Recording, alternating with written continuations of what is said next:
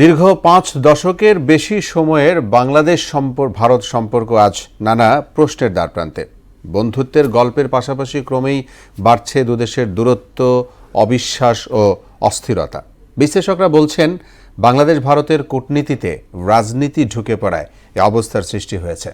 তবে বাংলাদেশে নির্বাচিত সরকার এলে এ সংকট অনেকটাই কেটে যাবে বলেও মনে করছেন তারা।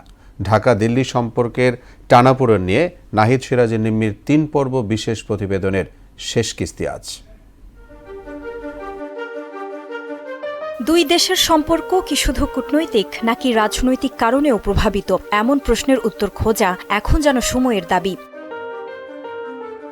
ভারত নির্দিষ্ট রাজনৈতিক শক্তির প্রতি বেশি সহানুভূতিশীল। ভারতকে ঘিরে বাংলাদেশের এমন অভিযোগ দীর্ঘদিনের। অন্যদিকে ভারতের দাবি, তারা বাংলাদেশের স্থিতিশীলতা ও নিরাপত্তাকেই অগ্রাধিকার দেয়। কিন্তু এই পারস্পরিক সন্দেহ আরও ঘনীভূত হয়েছে আঞ্চলিক ভূ রাজনৈতিক কারণে। এখানে থেকে সন্ত্রাসী এখান থেকে যায়, এই ব্যাপারে কিন্তু তারা খুব একটা রিপোর্টও দেয় না, কিন্তু তারা কিন্তু অ্যাকুইজিশন দিতে থাকে। তাদের কিন্তু কোনো স্পেসিফিক তেমন আমি কিছু পাই না। কিন্তু আমার কাছে মনে হয় যে এগুলো তারা করতে থাকে, বলতে থাকে। অন্যান্য ক্ষেত্রে এটা করতো না। আমি আবারও বলতে চাচ্ছি যে যেহেতু ডোমেস্টিক রিজনে এটুকুগুলোকে বানানো হয়, এই প্রতিযোগিতার প্রভাব গিয়ে পড়েছে দ্বিপাক্ষিক সম্পর্কেও। বিশেষ করে নির্বাচন ও গণতন্ত্র নিয়ে বক্তব্য সম্পর্ককে আরও সংবেদনশীল করে তুলছে। তাহলে এই বাস্তবতায় সামনে পথ কি? টানাপোড়েন সত্ত্বেও কি ভারত বাংলাদেশ সম্পর্ক নতুনভাবে এগোতে পারে?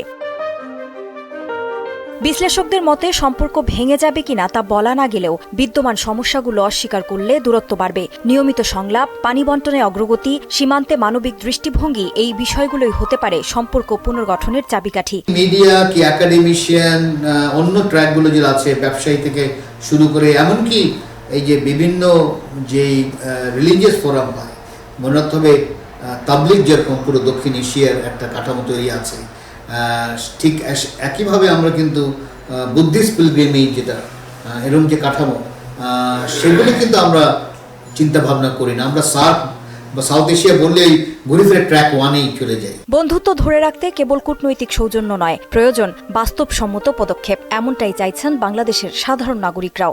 এই দেশের সরকার এবং ওই দেশের সরকার উভয়ই পার্শ্ববর্তী রাষ্ট্র হিসেবে বসা উচিত এবং যে জিনিসগুলো নিয়ে গ্যাঞ্জাম, এটা মিউচুয়াল করা উচিত। ইন্ডিয়া বাংলাদেশ সম্পর্ক অবশ্যই ভালো হওয়া উচিত, যেহেতু পার্শ্ববর্তী রাষ্ট্র। তবে সেই সম্পর্কটা হইতে হবে সমতার ভিত্তিতে। এমনিতেই ইন্ডিয়ার মানুষ আমাদের সাথে একটু মনোমালিন্য আছে, আমি মনে করি ভালো সম্পর্ক রাখাই উত্তম। দক্ষিণ এশিয়ার এই দুই প্রতিবেশীর সামনে এখন সিদ্ধান্তের সময়। টানাপোড়েন বাড়বে নাকি সম্পর্ক নতুন মাত্রা পাবে, অপেক্ষা কেবল সঠিক সিদ্ধান্তের। নাহিদ সিরাজের নিম্মি, মোহনা সংবাদ, ঢাকা।